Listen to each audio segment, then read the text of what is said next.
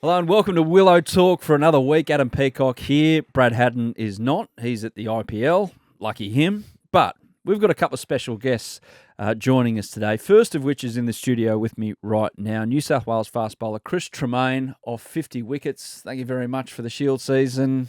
Chris, how are you, mate? I'm well. Yep. I'm wounded. Wounded from what? Long season. Yep. And end of season celebrations. So, yeah, they've been as long-winded as the season actually. I was going to say, which was harder on the body? Definitely the last 2 or 3 days. So I can. Yeah, we always sort of say that like fast bowling's a bit like drinking. They said you never get hungover if you keep doing it. So, yeah, bowling hurts. If you keep bowling, it's not a problem. I'm looking forward to this. Life according to Chris Tremain and all the experience he's picked up over the journey. But, mate, we're going to preview the Shield final between WA and Tasmania. It's one for the... And we've got producer Sam later on to do Risers and Fallers, and I think I'm going to bring it up with him because he is a prototypical Shield nuffy, and there's a few around the place. And we do love our Sheffield Shield because it means so much to Australian cricket. We've got the final this week at the WACA between WA and Tasmania. Chat to your good self about your great season for the Blues. We'll speak to WA spinner Corey Rocchiccioli ahead of the final and finish with our Rise and Fallers as mentioned. But, yeah, mate, Shield final, WA, Tasmania. What do you reckon? It'll be a very, very good game. Interesting, we sort of had a look at the footage from the game last week in Tassie, and that thing was as green as you'll see. So we thought maybe they'd bang out a flatty, maybe play out a draw. Odd decision, wasn't it, from the groundsman? Well, down there? Yeah, Tasmania cricket. I think if you're Tasmania, you probably back yourself to win, don't you? So, True. But we had a similar discussion about our wicket when we played South Australia, and they've got a really, really good seaming lineup. And we discussed, 10 mils of grass, 8 mils, 6 mils. What do we want? We took the grass off it to nullify their seam threat. I guess Tassie backed themselves to overcome that. But I think with WA having the home ground advantage, it could be anything. You could get. You don't really get like the old school whacker anymore. Like we played there a few weeks ago. It wasn't like the fast bouncy whacker of old. Like this table. Yeah, like the table. Like that. You used to get a whacker that was hard and bouncy and fast, and it could be flat, but at least you had pace and bounce. You get problems when you have none of it. But there you could bounce people. You could get it moving, and I guess the best thing about the whacker of old was that you were never really in as a batsman. So batsmen tell me, I don't have that expertise, but you're never really in as a batsman, and you're only ever a good spell or a good couple of balls away from taking a wicket as well. So we had a bit of a slow one there not long ago, and it flattened out, and the spinners took all the wickets, which blew our minds. But if they managed to whack up something like they used to have in the past, since it's been there, it'll be a really good game. Like that famous story Had's told with Brett Lee bowling at 165 k's an hour with the doctor behind him. And then you'd always have at the whacker as well, I don't know what it's like now, these Grand Canyon crevices opening up day 4, 5. We've seen the odd pitch where the ball from out of the hand at 140 k's an hour just goes at right angles halfway down, which must be so much fun to deal with. I don't know whether you've seen the weather. You know what the weather's like? No. It's got to be hot. It's got to be really, really hot to get those cracks. But I would love to see it. Great viewing. It's really good viewing. Fantastic if you're a second drop batter or something like that. And well, to be fair, WA are on top, right? So if the game gets called off because it's too dangerous, they probably win, don't they? So I'd be jamming. I'd get the crowbar in there and jam some big cracks in it. Before we delve into it properly, a big shout out to those who follow us here on social media at Willow Talk. Almost 20,000 followers on Instagram. That's incredible. So they tell me.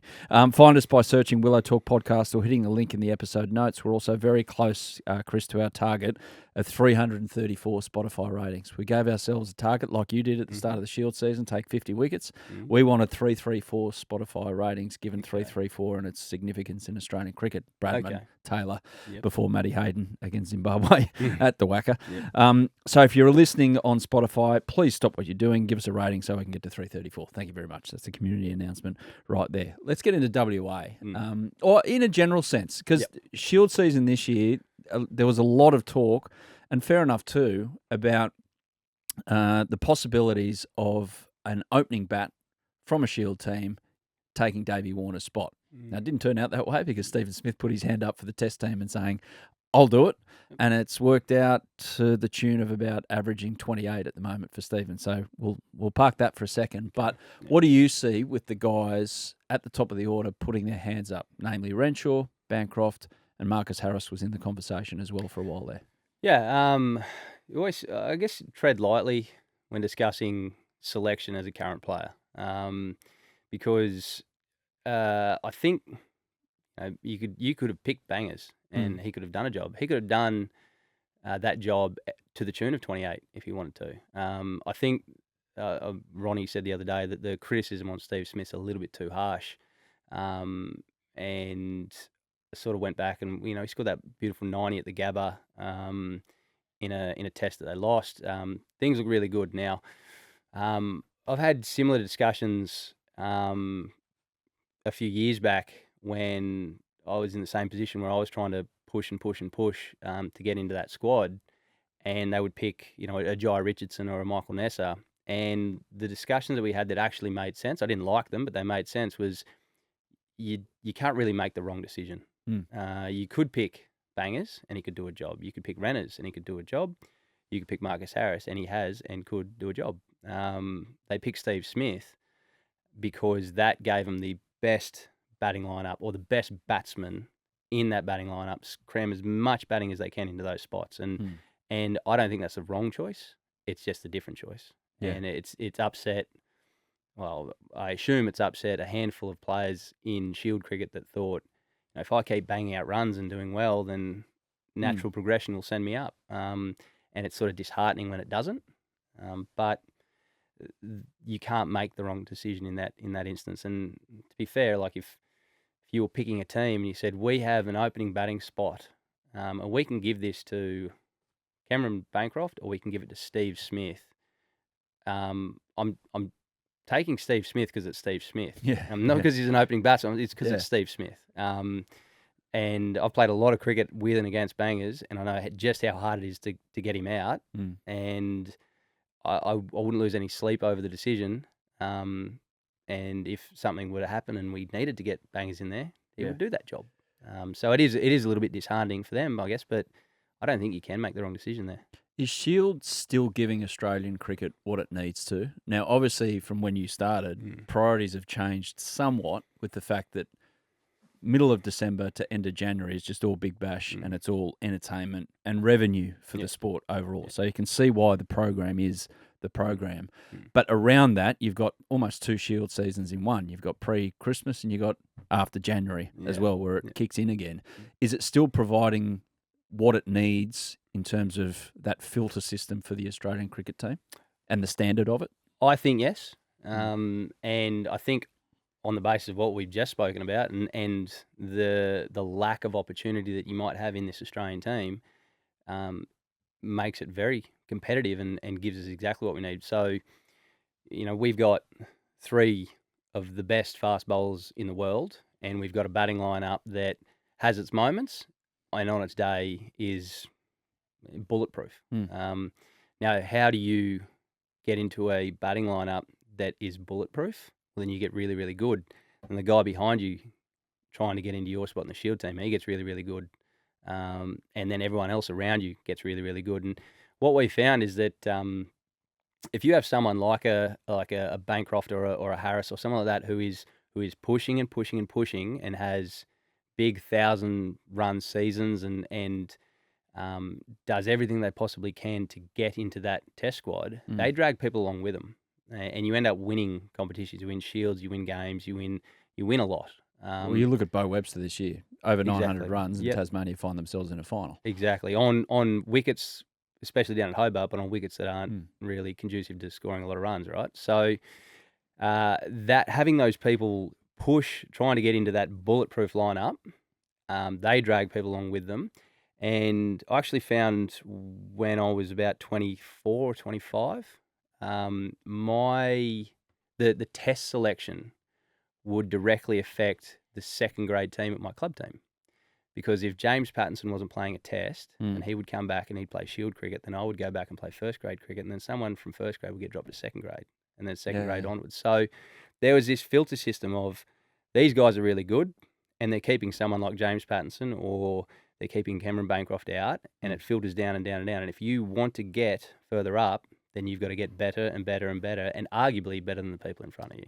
Just a quick diversion. You would have seen some fun things in the nets with Victoria with Paddo. Yeah, it wasn't always Paddo. It was when I first moved down there, it was violent. It was like it was so intimidating to be a part of, and I'm really glad I got exposed to it because it put me in good stead for the rest of my career. But like the animosity and the anger and like how competitive it was barely competitive. It was just anger in these nets, and Well, didn't they like each other? I assume they loved each other, right? But they just went so hard at each other, and then when we got onto a cricket field, it was we're going hard, but we're on the same team now, so we go hard at them. And I was talking about this the other day about ball speed, and like when I was younger, I was a lot quicker, and you have to train it. You have to train spinning the ball a lot, or bowling faster, or range hitting, power hitting, and stuff like that. You actually have to train it. I found that when I was younger at Victoria, I trained how to bowl faster and faster and faster, because I wanted to knock Matthew Wade's head off, or I wanted to get stuck into Finchy or Dan Christian or someone who just pissed me off that day. I really wanted to like hit him in the ribs. So every session was like bowl faster and get angry and faster, and then you get into a game and you had these gears to go to because you trained it. Did you get anyone good? No, never. No, it was like the faster I bowled, I just got smacked further and further and further. But yeah, it was fantastic. Paddo, I faced Paddo a handful of times in the nets because we usually bowled together at the start. But he had a new ball, I was facing him, and I had a stinking net before he even bowled to me. He knocked off stump out of the ground, and because I was having a bad day, I was like, that can stay there. I didn't even pick it back up. Very next ball, leg stump out of the ground. And I sat there and I was like, he cannot knock middle stump out of the ground. He can't do it. And I faced 2 or 3 more balls, and he was at the top of his mark. David Saker was the coach at the time, and he walked over and he goes, "Out you come." I said, "No, you've had enough. Out you come." And I was like, "Thank God," because if he knocked that middle stump out of the ground, I reckon I would have just retired. I would have been done. He's knocked 3 stumps out of the ground in 3 balls, and he was good chance of doing it. That was it. I was done. And it was quick and angry. It was angry and quick. But I think he was angry at someone else. He wasn't angry at me. He was just taking it out on me. See, that's what I never understand with bowlers, that they'll get kind of anger from somewhere in their life, and then the poor bastard down the other end, who has got anything to do with that delivery of anger to you, he's the one in the way. Imagine if you were a batsman that had some sort of idea about how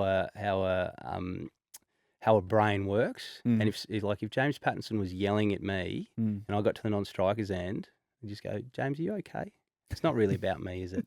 And it might just dismantle him a little bit to go, "You know what, I am. It's not about you. I've had a bad morning. The kids are annoying me or whatever. You're right. I'm sorry." And then you'd just be free to play. Were you ever smart enough to do that? No, never. No, never. In the moment. Yeah, never. It's all about self-preservation. Yeah, exactly. Mate, let's get to these 2 teams. WA, what makes them so consistently good? They've won another Marsh Cup. Mm-hmm. They've won a stack of those in the last couple of years. They're going for 3 in a row in the Shield after a 23-year break at Shield level. What has made this modern-day WA team so good? I would say depth in their bowling lineup. They've always had really good depth. The bowlers are starting to become more resilient as well. We found like a lot of they always had a heap of fast bowlers, and they always bowled really quick. And a lot of them broke. I don't think through mismanagement. I just think they were always, by the skin of their teeth by the end of the season. But the fast bowlers are becoming a lot more resilient. I think Corey Rocchiccioli, or however you want to pronounce his last name. The inclusion of your consistent controlling spinner is really good. 39 wickets in 39 in 10 matches is Yeah. pretty good going. He's going for a guy from Western Australian spinner. That's really good. I'm sure we'd have stats somewhere, but I can't remember the last consistently playing Western Australian spinner doing that well. And I would say that the fact that they can split their squads pretty well as well. So their one-day bowling lineup is very different to their Shield bowling lineup. Yeah, well, Corey didn't play in the final, did he? So that's one example. Exactly. And I mean, the inclusion of like AJ Ty and, bringing people like Jai Richardson back every once in a while and blooding him back through the white ball stuff. And, you're sort of going from strength to strength and you have this just stable of fast bowlers you can use whenever you really feel like it. So I reckon that's probably why they're lasting a lot longer through the season. But they're all so well performed that, I guess Adam Voges would be pulling his hair out about who he's got to pick in each game because it's such a hard decision. Exactly. I would say that would be part of it, and the fact that Bangers has scored a lot of runs and dragged people along with him, they have plenty to bowl at. Tassie, like it or lump it, people from Tasmania, almost always the afterthought in Australian cricket. It's like, but they punch above their weight more often than not, and they've done it again this year. They've bounced back from 5th last year to this year. What's been their difference? Guys like Bo Webster? Yeah, I think you can build a lot around Bo. I've said it for a few years now. Bo Webster is my favourite cricketer in ever. He bowled, when I said this, he bowled off spin, sat at second slip and pouched them and smacked them. Now he bowls seam up and off spin, still stands at second slip and catches everything either side of him and smacks them, but also is really hard to get out and is a ripping fella. So being able to build an entire squad around your guy that bats at 6 and bowls first change and sometimes even opens, you can do pretty much anything, can't you? It's a pretty good mix. Then you offer you've got that, and then you've got leaders like Matthew Wade who comes and goes through whatever he's doing now and next, but walks into an environment and goes, all right, where do you need me? What do you want me to do? You want me to bat 3, open, bat at 7? You want me to keep? You want me to field? Where do I fit? I'll do what needs to be. So you've got guys really well performed like Bo, and then you've got leaders like Wadey who go, I'll do everything I need to do to help win this game and what's best for the team. And that's something that the young cricketers, I reckon, are starting to grasp around him. That is the theme of my next question. The fact that, life priorities in the modern day where family, it feels like it's more important than what it was maybe 30 years ago. And when I say family, it's, are you going to go and play 4th grade on the weekend and go and stand in a bacon hot field, or are you going to go and hang out with the kids? Yeah. Now, 30, 40 years ago, I'm generalising here, it might have been the cricket option that was the priority as opposed to these days. Are there enough old heads, Matty Wade types, at first class level all the way down to your developing kids coming through? Because it's a hard choice for guys once they get past 30 and start having kids to weigh it all up. Is there enough of that? No, I don't think there is, and that's I don't think that's an indictment on the game or even an indictment on the players playing it now. I think that's just it. Is that especially in Sydney, if you want to go down a big old rabbit hole, which we're not going to do, but like the cost of living in Sydney, the amount of work you need to do in this place and other big cities like Melbourne or Perth or whatever, do you really want to work Monday to Friday, train Tuesdays and Thursdays, and then play Saturdays and some Sundays? If you really are still pushing and if you really love it and if that's your outlet on the weekend, absolutely. But I certainly see the other side of it now. I've got 2 boys at home. I've got a wife that solo parents for most of the year. And I can't imagine that when I'm finished playing cricket professionally that I'll be playing club cricket on the basis that I just don't have the time. Yep. And I probably owe them a little bit of time back as well. So I certainly can empathise with the people that decide, at 32 years of age, this is me, I'm done. I'm not gonna play second 11. I'm not gonna play first class cricket. Still performing and doing well, but I don't I don't see how you keep him in the game. Yeah. There has to be a way to do it, because when I first started playing club cricket 12 or 13 years ago, there was a lot of old guys there, a lot of angry old bitter men who Sledging. and just, but essentially in a good way, taught me everything that I needed to know to have a long career. Yeah. And I don't think there's enough of it, on the basis that they just don't have the time anymore, and there's nothing really dragging them towards Saturday, Sundays away from their family. Yeah, fair enough. Yeah. Especially because you can play golf and it takes you 5 hours, you're home. Like, you can tee off at 7, you're back at midday, and you got the rest of the afternoon. Yeah, you can still come home angry though. Exactly. Sometimes. Sometimes. Back to Tassie. A guy like Gabe Bell. I mean, he's jumped out. He's taken 39 wickets as well this season. Where's he kind of improved? It was a strange one, because I obviously chatted to Birdie about him a little bit when we played against him. I think he'd taken 5 for, maybe even 10 for against us down in Hobart. And it always seemed like he threatened to do this. Like, I don't think he's got exceptionally better in the last few years. I think he just has found his niche. He might have grabbed a yard of pace or whatever he's done, and now it's just sort of clicking for him. He's always been a really good bowler, and he's always played a really good role.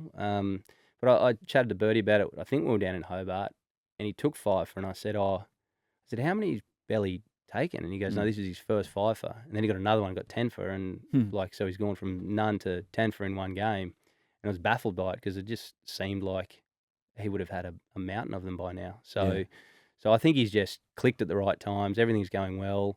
The balls from 3 years ago that people are playing are missing, and now are nicking them. Yeah. So it might just be one of those seasons. Who wins? I'm going to say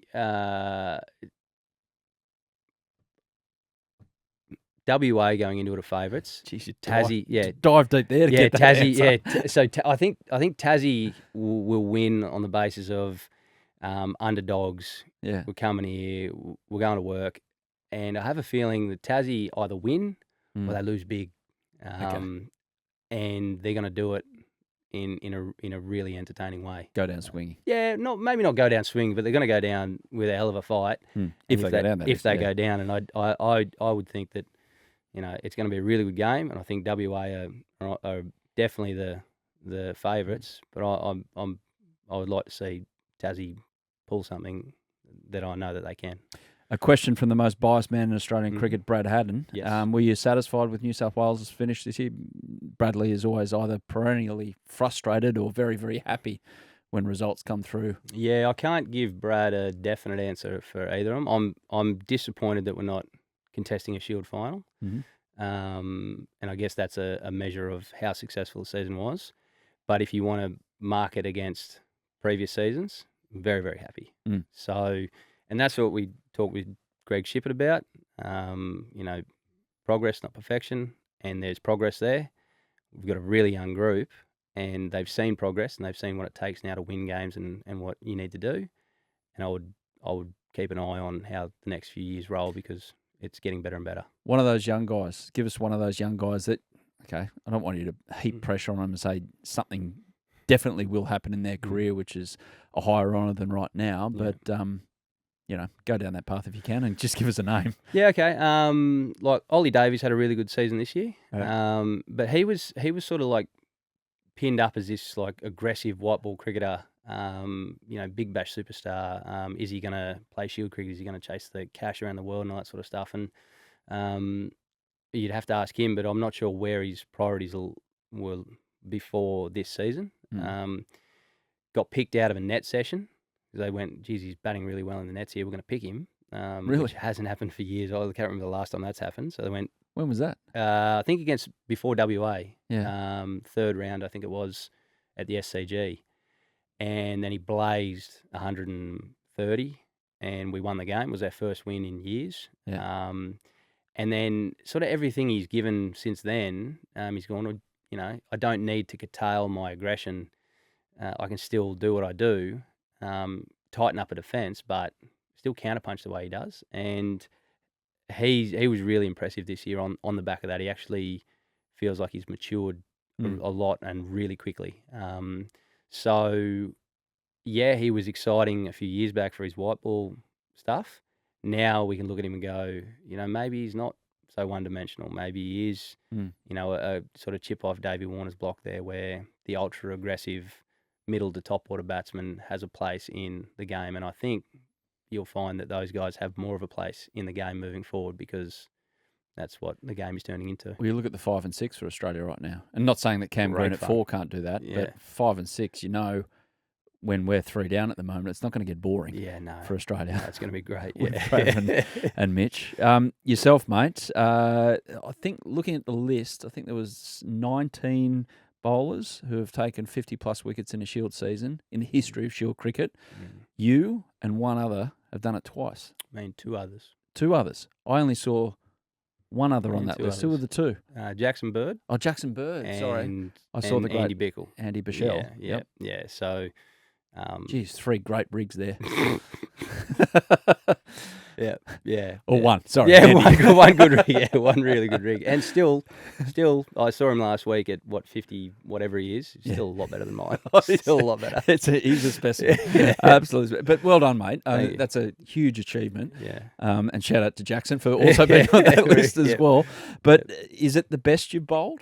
Because you've got that experience knowing how to get the most out of conditions at this stage of your career, or is it something else? It's different. I wouldn't say the best I bowled. I think there was some ups and downs in there. I knew what I was doing for a big portion of this season. The last time I took 50 wickets, there was a bit of luck involved. There's always a bit of luck involved, but it was more like running and bowl fast and just hope. Because you're bowling with anger because of the environment you're in. Of course, because it was Victoria, and we used the Jukes ball then as well. So I think the last 3 or 4 games I took 25 wickets in the last little flurry at the end of the season. So I think that, consistently across the season, and sort of a different role as well. So they're 2 very different looking 50-plus wicket seasons, but it was nice. And the best thing about it was, I think, whenever I took a big bag of wickets, I think we won. The games that I did that, and 2 out of those 3, I think Ollie Davies scored 100 as well. So that's a nice little message to take back and go, to win games of cricket, yet team effort, but you need someone with the ball and someone with the bat to stand up, and it was nice that sort of happened. You've just come from your performance review to this podcast. Yeah. Firstly, on your statistical output and output full stop this season, surely it was a pretty quick one. It was like, well done, mate.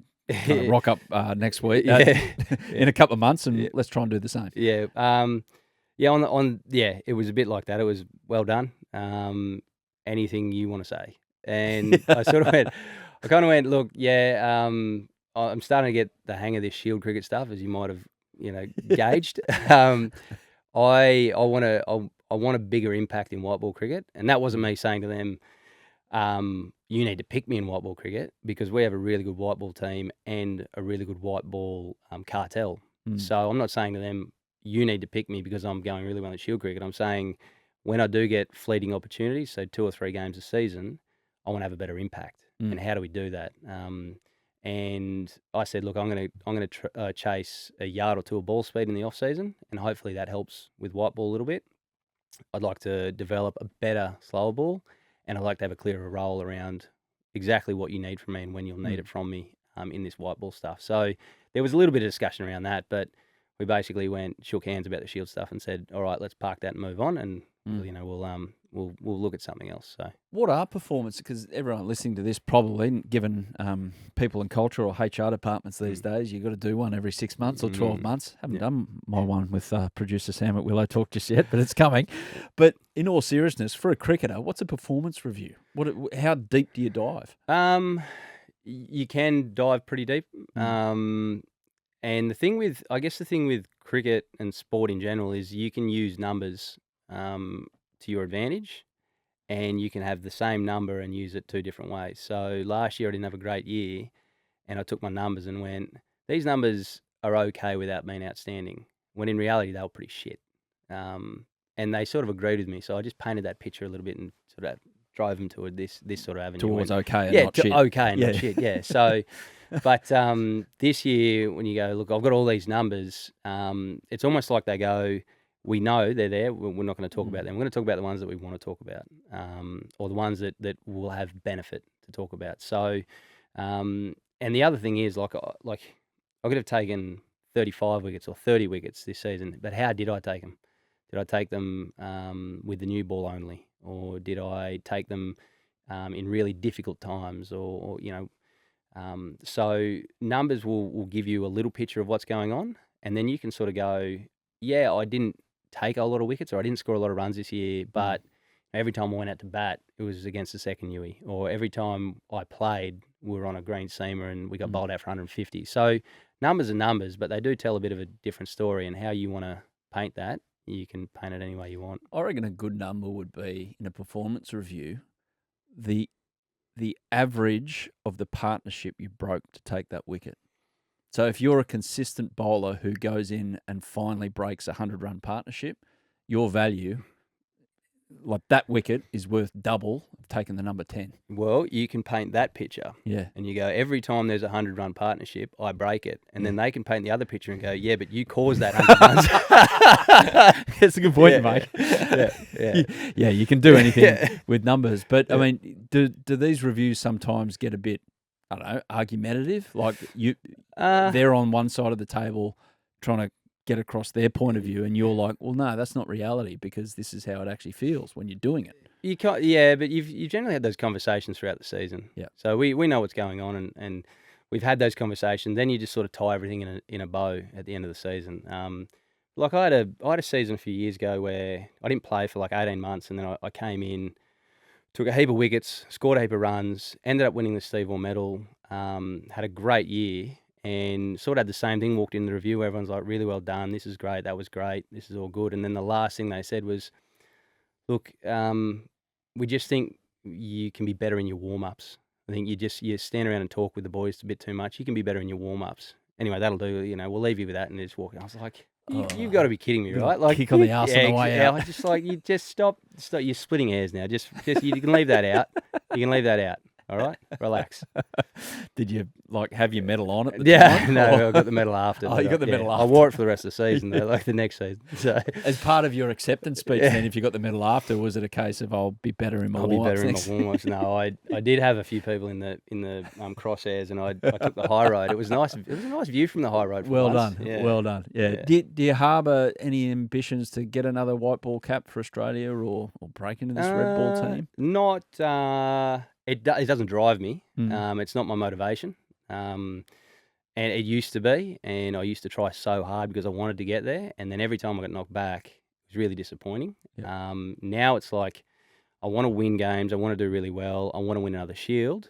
And the byproduct of doing all that might be that my career moves forward a little bit. But if it doesn't, it's sort of okay. And I guess I've had enough years now to go, look, we've got arguably 3 of the best fast bowlers that we've ever had. And you can argue that. But I don't think you can argue the fact that they're probably the most resilient we've ever had. Yeah. So there isn't a whole lot of opportunity. No, bastards. exactly. So, but I do like it. I've got a really good relationship with Andrew McDonald from Victorian days, and I played a lot against and with George Bailey. And so the other day, I text Ronnie occasionally, but usually only after I get wickets and fivers and stuff. So he sent me a message once, and he said, I feel like I only get these text messages when you're in a position of power. And so the other day when we finished up in Brisbane, and to be fair, I was only 2 beers deep here, so I wasn't hammered and I wasn't sending out drunk texts. It was, but I texted him, I said, look, mate, after another 50-wicket season and being in an incredible position of power, I've decided not to text you and let you know about it. And then wrote one straight after and said, oh, would you look at that? I did it anyway. What'd you get back? It was less than supportive. The middle finger emoji? It was something like, good on you, you're still not in the Shield final.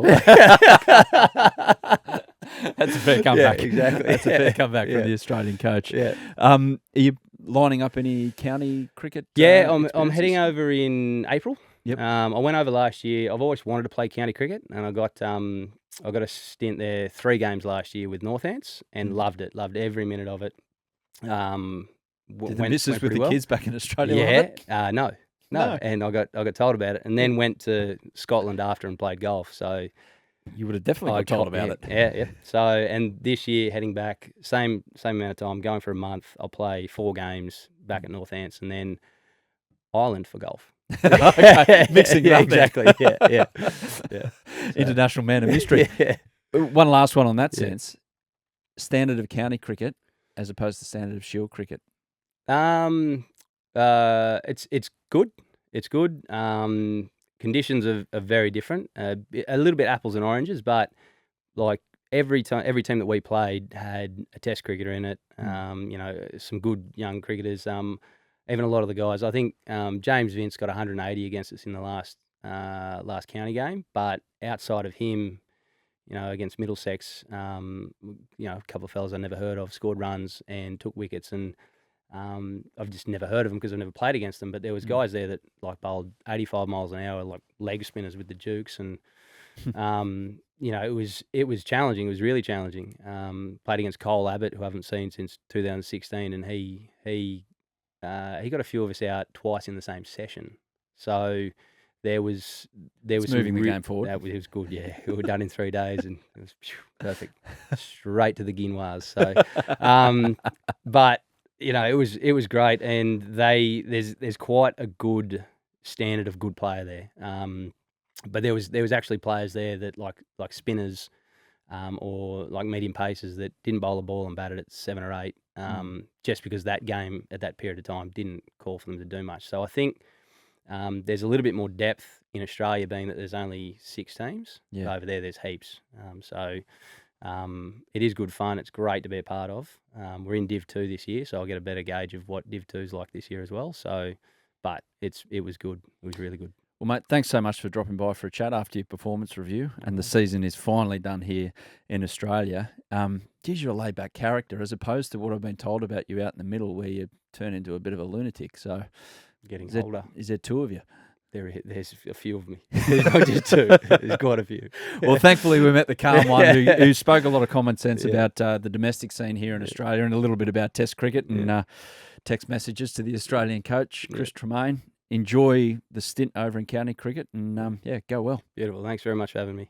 Back in a sec on Willow Talk. We'll talk more about the Shield final. Welcome back to Willow Talk. We're going to talk a bit more about the Shield final right now. WA playing Tasmania starting Thursday afternoon on the eastern seaboard, Thursday morning over there in Perth at the WACA. Corey Rocchiccioli joins us right now. A man who's taken, as mentioned with Chris Tremain before the break, 39 wickets in 10 games for WA this season. Mate, congratulations on your season. What's been the secret for that personally? I don't know if there's too much of a secret. Just probably a fair bit of hard work over the last couple of years, and sort of just trying to get better each game I played. And I've been lucky this year that I've been a part of a good bowling lineup and playing at the WACA that's been spinning and bouncing, which is unheard of. Yeah, well, in saying that, like usually spinners out of WA, they're about as common as flying horses. So what have you said to the groundsman at the WACA this season? Just give it a little bit more for me. I usually walk past them and offer them a couple of cases of beer if they can figure out a way to get it to spin. So their way of doing that has been trying to get some more water into the wicket. So every time the ball spins, they get a little walk past from me in their curator shed with a couple of thumbs up. But yeah, that's what they've given me at the moment, which I've loved, and I'm sort of hoping that sort of stays for the next 10 years would be really nice. Absolutely. We'll get to the final in a moment. Just a bit about your development. So I can't imagine that being a spinner coming through is a particularly easy equation over there. There might be the odd deck around town that turns a bit, but I'm just going on the fact that how many pacemen have been developed through WA cricket. So are there many places for you to feel comfortable as a spinner, or you're always feeling a bit uncomfortable as you're coming through? Oh, I think probably the reason why I've sort of enjoyed the WACA so much is the sea breeze, which is probably the only thing we get in Western Australia, which is the sort of the breeze that sort of goes across the right-hand batter, which allows me to sort of get some drift. So I've sort of been brought up around drift bowling and getting bounce in wickets instead of worrying about spin. I probably could count on my hand the amount of times I've had a spinning wicket in Perth grade cricket. And like most spinners, though, in Perth, I'm a failed batter and a failed medium pacer. So yeah, it's been something that sort of like my development curve sort of got a little bit better each time I sort of each year I played, and sort of got a good opportunity at UWA to bowl spin with some good spinners around me, which sort of developed my craft there. Yeah, I was going to say, you've never looked at, especially the SCG this summer in particular. It's been a few years since it's been turning sideways, but you go, geez, I wish I was from there and rocking up on that deck. And even though Nathan Lyon is still going around and probably will for another 15 years, you don't get envious of places that do kind of go sideways. We played on an SCG wicket last year that spun from ball one, and that's probably the only time I've been completely jealous of another facility. But at the moment, I love playing at the Wacker. I think it sort of helps my skills so much. Sometimes when we're on the East Coast, I'm like, geez, just get me back home. I really love it. So I've actually been really lucky that the only ground I've really, really loved bowling at is the Wacker. WA cricket, it's the results speak for themselves at the moment, dominating. Okay, the Scorchers didn't get it done this year in the BBL, but they've been the standard bearers there. Shield, you're going for 3 in a row. You're winning Marsh Cups for fun. Is there a secret, or is it simply just the development of players over there and ending up with a damn good side all the time? I think we're really lucky with obviously the group we've got, but I think the depth we've got as well. Like there's players, if we had our full strength lineup going into this Shield game, there'd be players who probably wouldn't play. I think I've been on record as well, probably the last 2 Shield games, the last 2 Shield finals, if Ash was available, I probably wasn't playing. So we've just got an amazing depth, but I think probably the biggest thing that I sort of, when I walked into the squad 4 years ago, something that I found incredible was you could do a running session with Marcus Stoinis and Mitch Marsh or be in the gym with them and they're willing to give off all of their trade secrets, especially someone like Ash Agar being a spinner. Just the trade secrets that he's happy to give and the humility, it's one of our values, but the humility that our senior players have to make our young players get better is something that I reckon we cherish and we sort of call upon that a lot. And it's something that when I'm a senior player, I'll make sure that I'll give back to the junior players, and hopefully we've got a ever evolving culture. There we go. That sounds like a pretty strong culture. What's the best trade secrets that someone like Mitch Marsh has given you? Well, it's probably not nothing to do with the cricket field. Nah, Mitch's one's just been around swinging up when spin's been around. And just sort of attacking spin. But I think the thing that Mitch gives off that he always, that I love is that when he comes back and plays for WA, he's playing for WA. He's invested in playing for Western Australia. Same with Ingo coming back. The last 2 games he's played for us, he's just sort of come back in, fitted in perfectly. And it feels like they're coming back from Australia, but wanting to invest their time into Western Australian cricket as well, which I think is pretty special. Have you got an aggressive nature about the way you go about things in the middle, WA? Because you are, it's fair enough if you can go around and thump your chest and say you're the best around it. Do you go at it that way, or is it pretty silent out there because you're too good for the opposition? Oh, I wouldn't say we're too good for the opposition, but I think we try and win games on skill and not worrying about letting our emotion get in the way of things. And I think that's probably the biggest thing that I was expecting first class cricket, my first few games, to be a sledge fest, but it's actually not been. It's sort of been one of those ones where everyone knows everyone through Big Bash and franchise cricket, that it's more of a win the game on skill with a couple of comments here and there. But we're definitely big on winning the game on skill. So you're telling me that Matthew Wade won't say much during this upcoming fixture? Oh, if I turn my back on him, he won't say much on me. Won't say much to me, but I don't spend enough time out there in the middle to worry about with the bat to get sledged by Matthew. But yeah, I'm not a big sledger myself, so I might say a couple of witty comments here and there, but a few of the boys have let me know that I'm not the wittiest person on the field when I'm playing, so I sort of try and let my skill sort of take a hold. Just blend in. What do you reckon the keys are to beating Tassie in this one? I think we just got to be consistent over 5 days. I think Tassie is such a strong unit, and they're sort of like their cohesiveness has been something that I've loved watching them go about it over the last 10 games. I feel like they're playing very committed cricket through 1 to 11, and they've got some really good players. Obviously, Bo Webster's had an incredible year. Matthew Wade's had an incredible first-class career. Jordan Silk, Gabe Bell. So they've got really good players. I think we've got to go out there and play our best cricket and be consistent over 5 days. And if we're doing that, history says that we play some pretty good cricket when we do it. So we just got to try and commit to that and let the result take care of itself. Now, obviously, you want, and this will only take care of itself if you're taking wickets, and you're doing that. And I dare say that there's more to come in that sense in the first class scene. But higher honours and getting into that Australian setup. You're around the camp a little bit last time India toured, were you not? Used as a bit of a clone for Ravi Ashwin. What was that experience like, and what did you take away from it? Yeah, that was incredible. JL got me in, sort of coming off some rehab and sort of not having in my first year of first class cricket, so I hadn't played a game yet, and just to understand what the highest level looks like. I think the biggest thing that I can still remember is the way the team bus was when we went to training versus the way we went when we went to games, and the ability for the players to switch on and sort of be really invested in playing for their country and how good you have to be to play cricket for your country, bowling in the nets, and sort of realizing how good these players were certainly gave me a little bit of a kick up the backside to make sure that I was committing to every training session from there on out to put my best foot forward to play for my state, which I hadn't done at the time, and then higher honours. But yeah, that was an incredible experience. I was so lucky to get. Yeah, so we've all seen Nathan Lyon, what he does out in the middle, but we haven't all seen what Nathan Lyon does in preparation and in the nets. What did you pick up? I think it's the tactical genius. He's sort of understanding, and that's something that I've tried to implement this year around going into the nets and understanding who you're going to bowl to, what you need to bowl. So whether that's coming wider on the wicket, going around the wicket, and sort of understanding what shapes required. Gaz has been so good for so long, and he's a genius. His ability to be repetitive and sort of bowl the same ball for 30 overs. But I think it's the little intricacies in where he's bowling it on the wicket and where he's trying to hit the stumps, whether it's off stump or leg stump. I think that's definitely something that I took away from that. Yeah, like you look at this recent tour of New Zealand, he had such an impact, especially in the first test. But you go back to the game before he left that he played for New South Wales, he bowled 52 overs in an innings. Like, how are you if you bowl 52 overs in an innings? Well, it's probably my wheelhouse, to be honest. It sort of saves Whitey, our captain, having to cop me telling him that I should be bowling.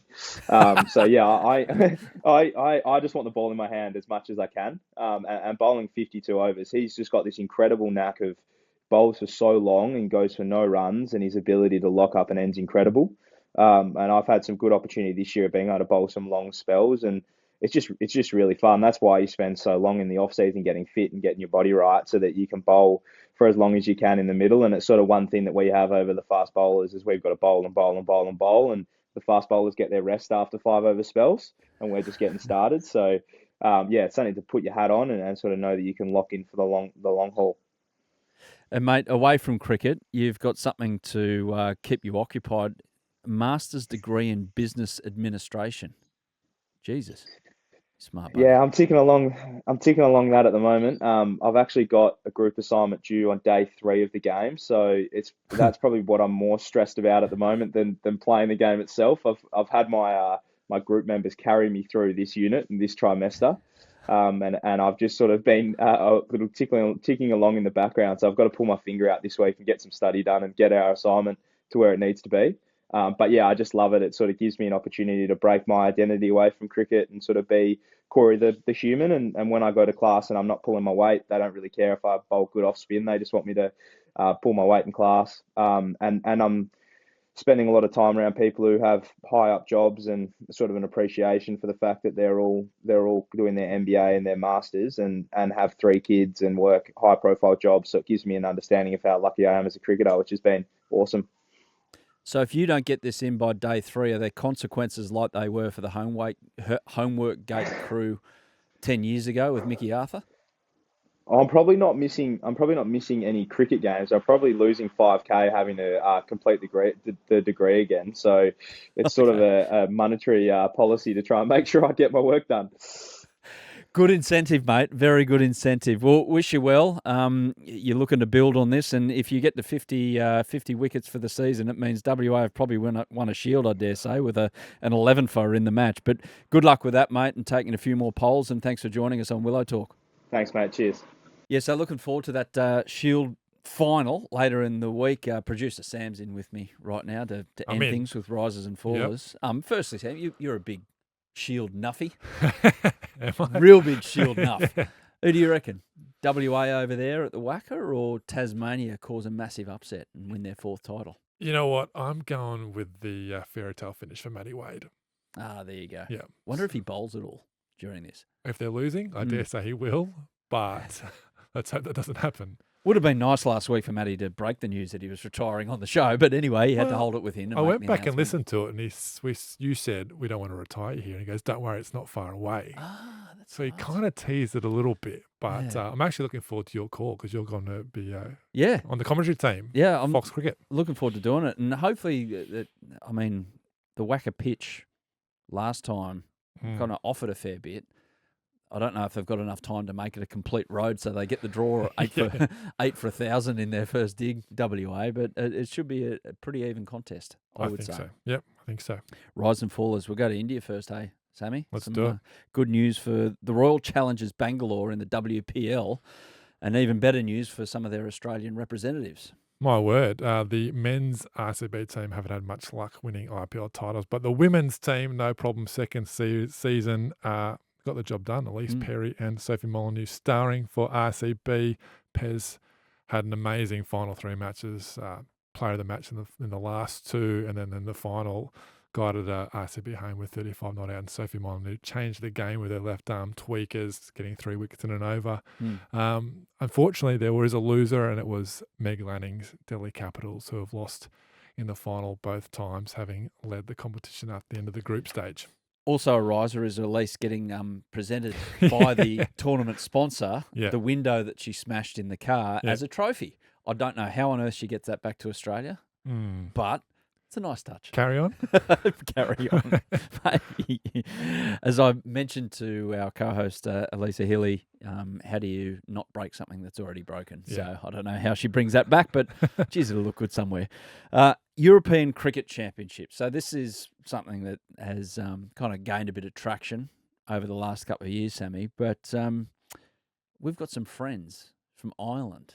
We do. Why? How? How has this become a riser? Well, there's a rival podcast out there. I won't mention the name. Yeah.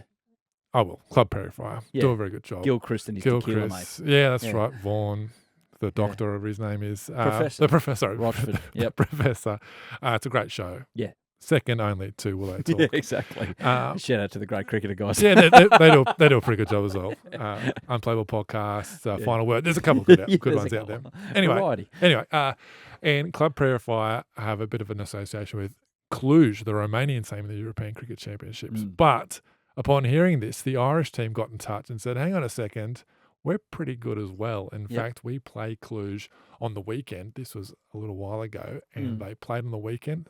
Paddy's Day, I think it might have been, and St. Paddy's Day. And our guys, CIYMS, got the win, knocked over Cluj, and they're going to play in the finals this week. So we're on board with the Irish now. That's us. Yes, that's us. We might, can we get a representative on in the next couple of months, maybe, to tell us about cricket in Ireland? I think we'd have to. All that? Yeah. Did Ireland qualify for the T20 World Cup? I'm sure they did they? There's like 30 teams, I think. It's 20 teams. So well, it'd be stiff to miss out. Canada play USA in the first game, for goodness sake. So I'm back in Ireland in there. Yeah. Yeah, but we'll get those guys on because the European Cricket Championships, I mean, we laugh about it. The standard at the start of it wasn't that hot, but surely it's something that improves. And it's got people talking about cricket, expanding it. It's over there in Spain. Be not a bad place to play some cricket. Shout out to the Irish guys. Paddy Cummins, he's a riser as well. Paddy or Patty? Yeah. Following straight on. His empire knows no bounds, Paddy. Yeah, I mean, what can't this man endorse? I mean, he's just released or he's announced that he's going to do a book series with HarperCollins. It's called How's That, Pat? The books, the first 2 are titled Dare to Bowl and Mission Wildlife Rescue.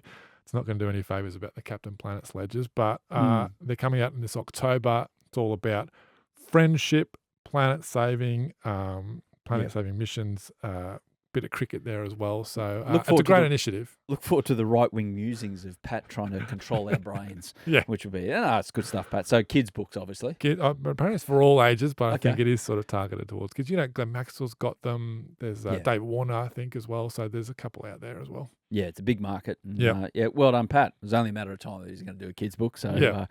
good stuff. And Jake Fraser McGurk. Now later in the week we've got we recorded this with Hads before he took off, a in-depth kind of what the IPL is really like, and a bit of a season preview as well. Yep. But really digging into what it's like being on the IPL train, and also what it's like as an experience to go and watch games. But the Rooster, he's off there. He's off to the IPL. He's off to the IPL. He is replacing Lungi Ngidi at the Delhi Capitals. Not exactly like for like. No.